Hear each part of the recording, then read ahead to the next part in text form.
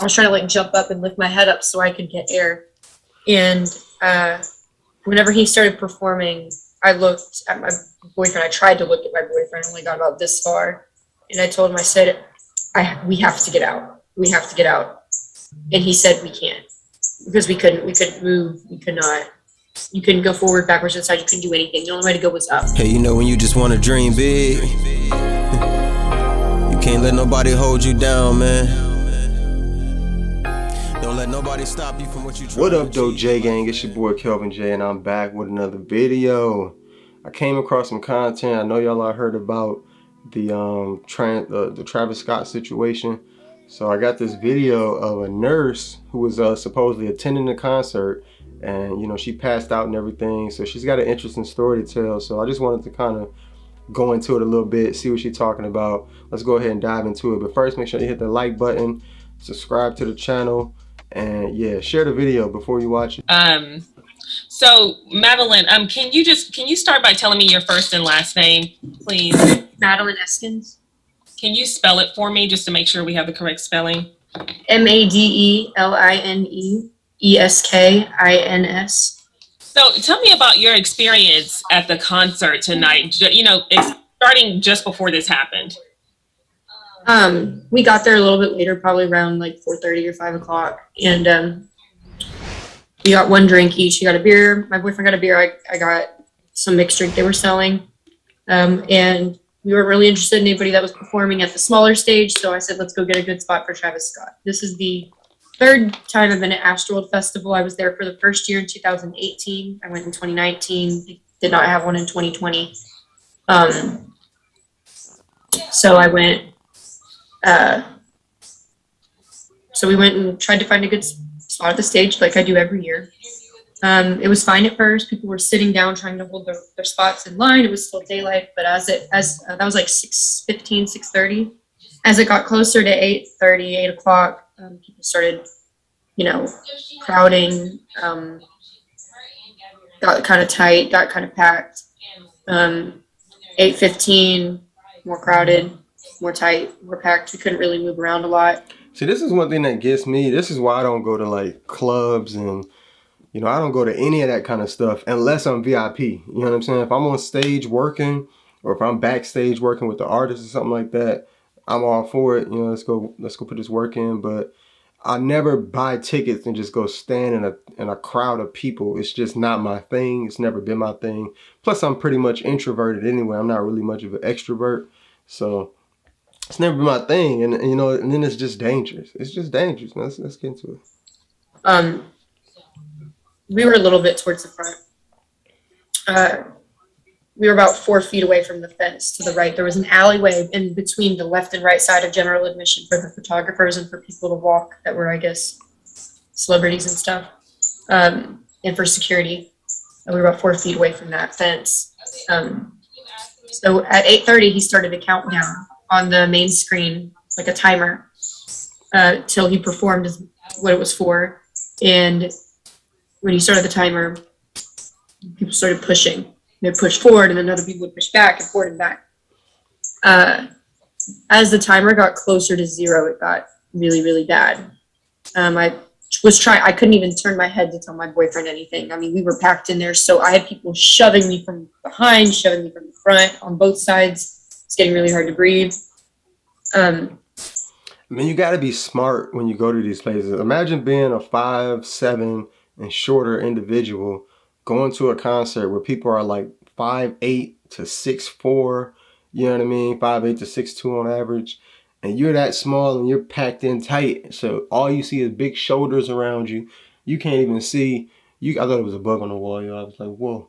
But you can't even see, you know, just normally see around. You're just seeing shoulders and bodies pressing your chest like there's nothing you can do about it.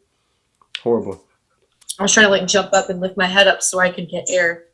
And whenever he started performing, I looked at my boyfriend. I tried to look at my boyfriend. I only got about this far.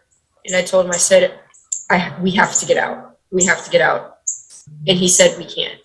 Because we couldn't move. We could not. You couldn't go forward, backwards, inside. You couldn't do anything. The only way to go was up. I remember I was about to tell my boyfriend to tell my son that I loved him, because as it went on, it got to the point where I was like, I'm going to die. Like, I really, truly thought that I was going to get crushed to the point where my trachea was going to get crushed, my chest. I thought I was going to die. So I fainted. I think it was, I don't even remember. Can you imagine you being in a crowd and you get, you so stuck that you got to look over to your boyfriend and give off a letter to the living, you know what I mean? Because you feel like you're about to die. You know what I'm saying? You feel like you're about to die, and you got to give a letter to, like, that's just, make sure you let my son know that, you know, I love him. Like, who's thinking of saying that while you're at a concert? Like, that's crazy. What song was playing? I don't remember anything. I just know that he had just started, and I fainted. And per my boyfriend and a gentleman that reached out to me on Instagram and said he helped my boyfriend, they basically crowd surfed my unconscious body 4 feet to the right to a security guard, because after trying to get from my boyfriend, he said that he tried to get your attention and you just couldn't, because they were carrying so many people over, that finally him and a just good Samaritan that happened to be there lifted me up, and they just crowd surfed my unconscious body over to the security guard. I came to for a little bit, and I was sitting, and the fence was behind me with the crowd, and I was in that little walkway area, and I looked up, and I passed out again. And then when I woke up again, I was in a different part. I was in like the VIP area, and I woke up with a bottle of water in my lap. Essentially what had happened was the security guard dropped me off and sat down, and then went and ran back to get more people in and out. So once I sat there for a minute, I drank my water, looked around, there were people being carried back and forth. And then I stood up and I was about to go, you know, look for my boyfriend. I had no phone service. I tried to call him, I couldn't call him. I look and they're carrying this guy out, and they're about to set him down. And I noticed he looked really bad. His eyes were rolled in the back of his head. He was completely limp. He did not look good. I asked the security guard, I said, have you checked the pulse on this man? He said, I don't know how to do that. He's like, please help. So I checked the pulse. I did not feel a pulse. His eyes were rolled in the back of his head. His pupils weren't reacting. I shined my flashlight in there. I said, do not drop him off here to go get someone else. You need to go take this man to the medical tent. Take him somewhere. Go. I cleared the way. Another security guard overheard me say, because at first, before I told him that, let me rewind. I told him, I was like, I'm an ICU nurse. I've worked in the ED before. I have experience with this. Like, let me help. Instead of just trying to shove through me. The other security guard had overheard me tell the man that. Tell the security guard that.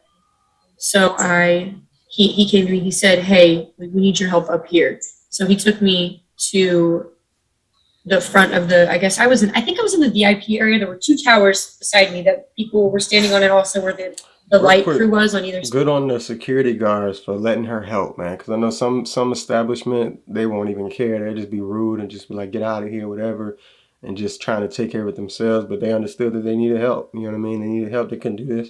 And she said she was a nurse, so good on them for letting her step in. And I walk up, and I mean, nothing could have prepared me for what I saw. Nothing. I mean, I work in the ICU. I see people die every week.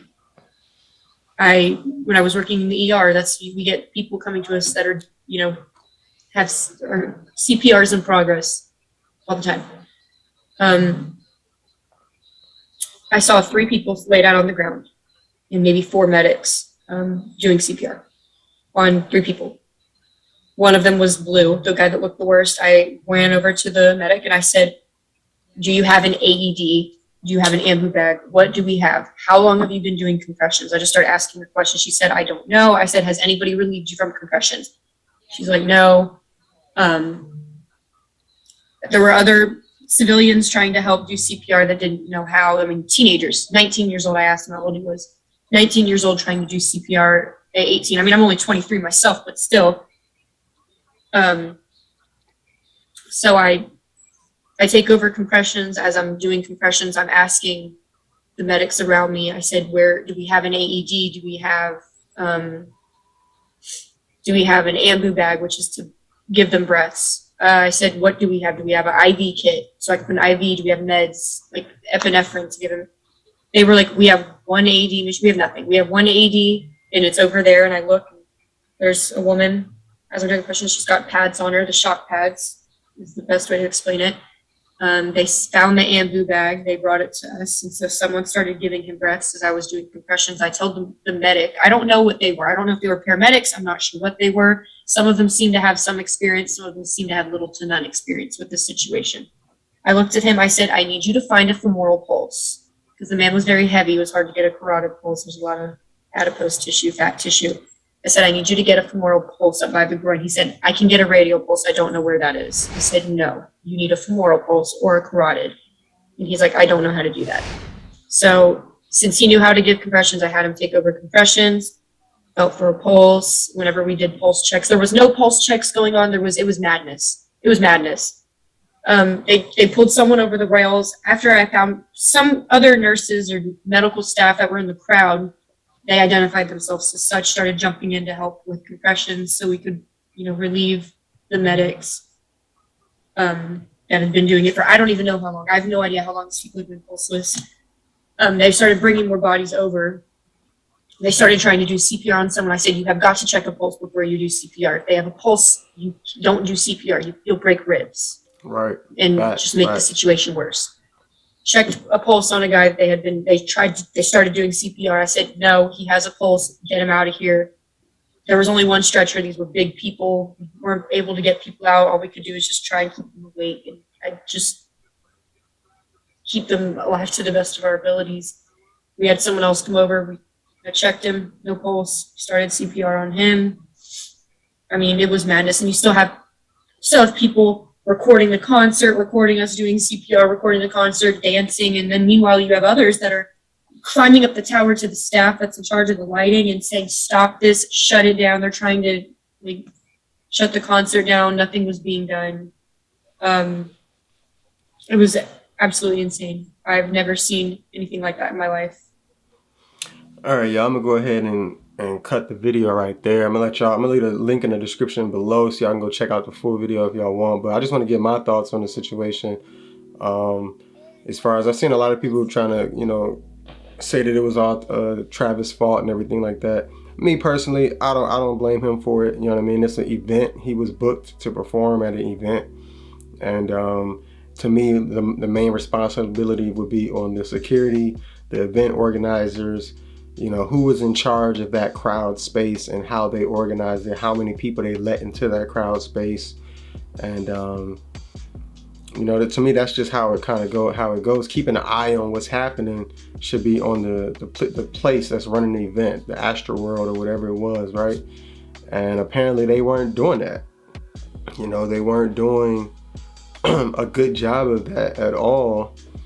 So, I put the blame on them, you know what I'm saying? And then as an artist, when you're on stage, you know what I'm saying? You can't see it's 50,000 something people out there.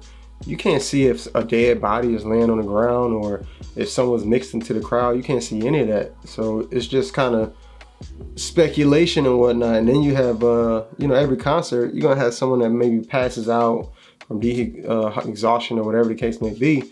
So it's a normal thing that someone may pass out. So you're not just going to instantly stop a whole entire show that a whole lot of people came to. There's levels to it. You know what I mean? There was another video that went viral when these kids, they hopped on stage and were trying to yell at the camera guy, telling the camera guy to stop the show and everything. But he's the camera guy. You know what I mean? He can only do so much. His job is to film the show. And who are these people running up on stage talking about someone's passed out, whatever? Like what are you even talking about? You know what I mean? So it's a tricky situation to be in. But hopefully Travis Scott can figure this situation out, make it better for the future. I know me personally, if it was one of my shows, I would just take minutes every once in a while. I would have everybody just calm down, because it is a big crowd, so it's like a big mosh pit. It's crazy. And I shot for